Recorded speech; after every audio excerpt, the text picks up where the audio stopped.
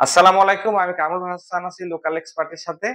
শুরুতে কংগ্রাচুলেশন জানাতে চাই টিম ইন্ডিয়াকে আইসিসি চ্যাম্পিয়ন্স ট্রফি ২০২৫ এর ফাইনালে নিউজিল্যান্ডকে হারিয়ে আরো একটি শিরোপা জেতার জন্য। টুর্নামেন্ট শুরুর আগে তাদেরকে কিন্তু ফেভারিট বলা হচ্ছিল। কেন তারা ফেভারিট? তারা কিন্তু ব্যাটে বলে দুর্দান্ত পারফরম্যান্স দেখিয়ে সেটা কিন্তু আবারও প্রুভ করল। বিগত ৪-৫ বছর ধরে কিন্তু তারা ধারাবাহিকভাবে পারফরম্যান্স করছে। আমরা দেখেছি ২০২৩ এ কিন্তু আ ওডিআই ওয়ার্ল্ড কাপে তারা ফাইনালে হারলেও কিন্তু ওই টুর্নামেন্টে প্রত্যেকটা ম্যাচে উইন করে কিন্তু ফাইনালে গিয়ে অস্ট্রেলিয়ার সাথে সামহাউ হেরে যায়। তাছাড়া কিন্তু ২০২৪ এও কিন্তু টি-টোয়েন্টি ওয়ার্ল্ড কাপে সাউথ আফ্রিকাকে হারিয়ে কিন্তু আরেকটি শিরোপার দেখা পায় এবং তারপরে এই বছর কিন্তু নিউজিল্যান্ডকে হারিয়ে চ্যাম্পিয়ন্স ট্রফি শিরোপাটা উইন করল। তো বর্তমান বিশ্বে কিন্তু আ ইন্ডিয়া ইন্ডিয়ার জয়-জয়কার চলছেই। তো তাদেরকে বর্তমান বিশ্বের সেরা টিম আসলে বলা যেতেই পারে। বিপরীতে যদি নিউজিল্যান্ডের কথা বলি তাদেরকে আসলে দুর্ভাগা বলা ছাড়া কোনো উপায় নেই। তারা কিন্তু বিগত ১০ বছরের মধ্যে ৩ টা আ আইসিসি টুর্নামেন্টে ফাইনাল খেললেও একটাও কিন্তু শিরোপা উঁচিয়ে ধরতে পারেননি। আমরা যদি বলি ২০১৫ সালে কিন্তু তারা আ অস্ট্রেলিয়ার সাথে ফাইনালে হেরে কিন্তু ওডিআই ওয়ার্ল্ড কাপ থেকে বিদায় নেয়। এরপরে ২০১৯ এ কিন্তু অলমোস্ট তারা ফাইনাল ম্যাচ জিতে গেছিল প্রায় ইংল্যান্ডের বিরুদ্ধে। আমরা জানি যে নাটকীয় ম্যাচে অনেক বিতর্ক ছিল ওই ম্যাচে। ওই ম্যাচে কিন্তু লাস্ট মোমেন্টামে কিন্তু নিউজিল্যান্ড হেরেই যায়। আবার এই চ্যাম্পিয়ন্স ট্রফিতে কিন্তু ভারতের কাছে তারা হেরে গেল। তাদেরকে আসলেই ক্রিকেটের নতুন চোকার বলাই যায় সাউথ আফ্রিকার মতো। বিশেষ করে কেন উইলিয়ামসনের জন্য আমার একটু খারাপ লাগতেছে। কারণ আমরা জানি মডার্ন ডে গ্রেট তিনি নো ডাউট অফ ইট। কিন্তু ৩ টা ফাইনালে অংশগ্রহণ করেও কিন্তু তিনি তার দলকে একটাও শিরোপা এনে দিতে পারল না। এটা আসলে তার ক্যারিয়ারের একটা আক্ষেপই থেকে যাবে আমার কাছে বলে মনে হয়। এখন যদি গত দিনের ফাইনালে আমরা আসি সেখানে দেখব যে ১ম এ টস উইন করে কিন্তু মিচেল স্যান্টনার ১ম এ ব্যাটিং এর সিদ্ধান্ত নেয়। এটা আমার কাছে একটু সারপ্রাইজ লেগেছে। কারণ আ দুবাইয়ের মাঠে যে স্ট্যাট আমি দেখছিলাম গত ৬০ ম্যাচের সেখানে কিন্তু ১ম এ যে দল ব্যাট করেছে তাদের উইন পার্সেন্টেজ ছিল 33% এবং ১ম এ যারা বল করেছে তাদের উইন পার্সেন্টেজ ছিল হচ্ছে 60%। তো আ ১ম এ বোলিং নিলেই হয়তোবা নিউজিল্যান্ড টিম ভালো করত। এখন তারা হয়তোবা চেয়েছিল সেমিফাইনালে সাউথ আফ্রিকার সাথে যেভাবে বড় স্কোর করেছিল ওইটা যদি ইন্ডিয়ার সাথেও করা যায় তাহলে হয়তোবা তারা ম্যাচে এগিয়ে যাবে। কিন্তু বুঝতে হবে পিচটাও কিন্তু লাহোরের পিচ নয় এবং আ টিম ইন্ডিয়াও কিন্তু সাউথ আফ্রিকা নয়। এক্ষেত্রে কিন্তু মিচেল স্যান্টনার আ খুব সাহসিকতার প্রমাণ দিয়েছে বলে আমার কাছে মনে হয় এবং তারা তাদের বেস্ট পারফর্মার কিন্তু হ্যান্ডিকে ম্যাচের আগের মুহূর্তে কিন্তু হারিয়ে ফেলেছে ইনজুরির কারণে। হ্যান্ডি আমরা জানি যে ৫ ম্যাচে ১০ উইকেট নিয়ে কিন্তু টুর্নামেন্টের সেরা বোলার। কিন্তু সেরা বোলারকে ছাড়া আপনি যখন ইন্ডিয়ার অপোনেন্টে ফাইনাল খেলবেন তখন কিন্তু আপনাকে ভুগতে হবে। সেটা আমরা কিন্তু থ্রু আউট দ্যা ম্যাচে গতকালকে দেখেছি তার প্রমাণ। ১ম এ নিউজিল্যান্ড ব্যাট করতে নেমে কিন্তু দারুণ সূচনা এনে দেয়। পাওয়ার প্লেতে কিন্তু ৮ ওভারের মধ্যে তারা ৬০ প্লাস স্কোর করে নেয়।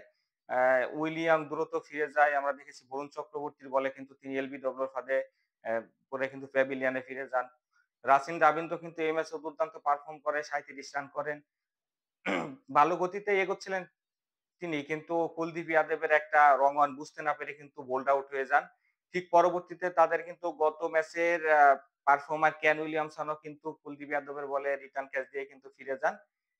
তো ৬০ রান থেকে ৭৬ রানের মধ্যে কিন্তু তাদের ৩ টা উইকেট পড়ে যায়। ফলে তারা কিন্তু সামহাউ প্রেসারে পড়ে যায়। এরপরে কিন্তু আমরা দেখেছি টম লেথাম ও জাদেজার পর এলবিডব্লিউ হয়ে কিন্তু প্যাভিলিয়নে চলে যান। এরপরে কিন্তু ড্যারেল মিচেল এবং ফিলিপ কিন্তু দুর্দান্তভাবে নিউজিল্যান্ডকে ম্যাচে রাখে। যদিও ফিলিপ ৩৪ রান করে কিন্তু আবার ওই বরুণ চক্রবর্তীর আরেকটা রং ওয়ান বুঝতে না পেরে কিন্তু বোল্ড আউট হয়ে প্যাভিলিয়নে চলে যান। এরপরে মিচেল আ আ ড্যারেল মিচেলও খুব ভালো ক্রিকেট খেলেন। ৬৩ রানের একটি মানে দুর্দান্ত ইনিংস খেলে কিন্তু নিউজিল্যান্ডকে 250 প্লাস করাতে সক্ষম হন।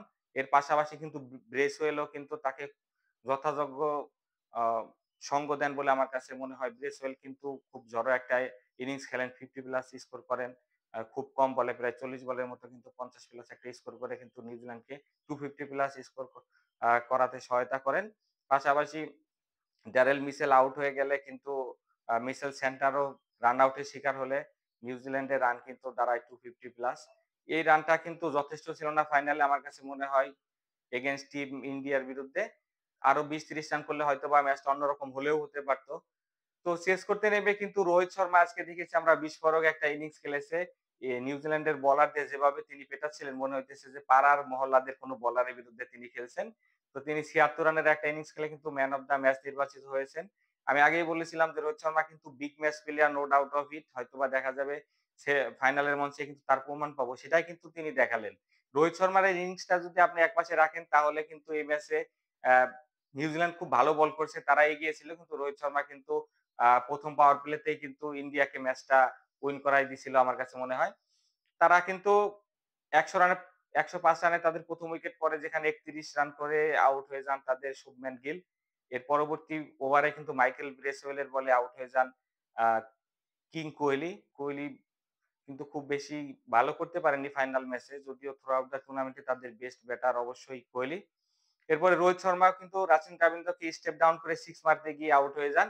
তখন কিন্তু ইন্ডিয়া সামহাউ প্রেসারে পড়ে যায়। মনে হচ্ছিল যে নিউজিল্যান্ড কিন্তু খুব ভালোভাবে ম্যাচে ফিরেছে। কিন্তু আমরা দেখেছি যে মিডল অর্ডারে শ্রেয়স আয়ার এবং অক্ষর প্যাটেলের দায়িত্বশীল ব্যাটিং এ কিন্তু সেটা আমরা একদমই বুঝতে পারিনি। তারা কিন্তু উইকেট বিলিয়ে দিয়ে আসেননি। বরং ১-২ করে সেট হয়ে কিন্তু ইন্ডিয়াকে জয়ের দ্বারপ্রান্তে পৌঁছে দেয়। যেখানে অক্ষর প্যাটেল কিন্তু ২৯ রান করে আউট হয়ে যায় মাইকেল ব্রেসওয়েলের বলে।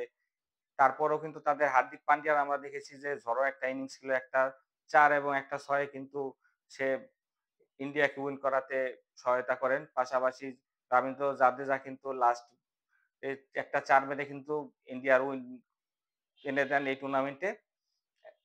তো থ্রু আউট দ্যা টুর্নামেন্ট কিন্তু এভাবেই পারফর্ম করে আসছে টিম ইন্ডিয়া।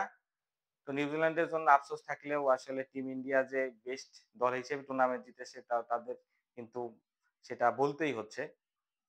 এই ম্যাচের কিন্তু টুর্নামেন্ট সেরা হয়েছেন রোহিত শর্মা। পাশাপাশি কিন্তু প্লেয়ার অফ দ্যা টুর্নামেন্ট হয়েছে নিশ্চিতভাবেই রাসিন রবীন্দ্র কিন্তু ২৬২ রানের পাশাপাশি ৩ টা উইকেটও নেন। তো আগামী দিনে নেক্সট বিগ স্টার হতে যাচ্ছে রাসিন রবীন্দ্র আমার কাছে মনে হয়। এই টুর্নামেন্টের সকল আপডেটে কিন্তু লোকাল এক্সপার্টের সাথে ছিলাম আমি কামরুল হাসান। আমার ভিডিওটি যদি আপনার ভালো লেগে থাকে তাহলে আ লাইক, কমেন্ট এবং সাবস্ক্রাইব করে আমার পাশেই থাকবেন। তাহলে সারা বছরই কিন্তু বাংলাদেশ ক্রিকেট সহ বৈশ্বিক ক্রিকেটের সকল খবরাখবর কিন্তু এখানে আপনারা পেয়ে যাবেন। সকলেই ভালো থাকবেন। দেখা হচ্ছে নেক্সট ভিডিওতে। ততক্ষণ ভালো থাকুন। আল্লাহ হাফেজ।